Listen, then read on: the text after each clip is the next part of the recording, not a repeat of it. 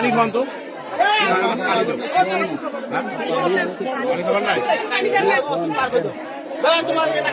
মমিন এ হচ্ছিল গুলাদিপাড়া বাসায় এ হচ্ছে একটা 4 বছরের বাচ্চাকে ধর্ষণ করছে এবং বাচ্চাটা এখন বর্তমান মেডিকেলে আছে। এখন তাকে নেওয়া হবে রংপুর মেডিকেলে।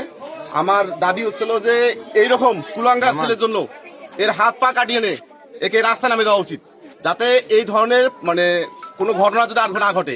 এর থেকে যদি সবাই শিক্ষা গ্রহণ করতে পারে, যাতে এর মতো আর এই ধরনের জঘন্যতম কাজ কেউ না করে। ভাই খারাপ হয়ে যাচ্ছে ভাই।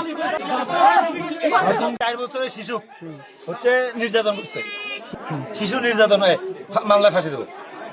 এর বাসা কোথায়? কিসের ফাঁসি দেয়? এই যে এখানে। তাই করো টানাটানি কিন্তু খুব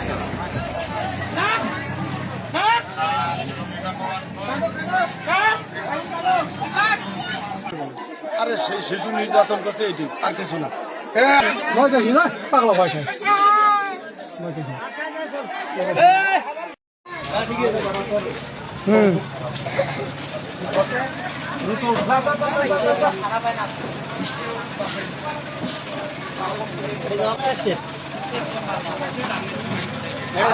স্যার, ভালো যাবে, দেখেন আবার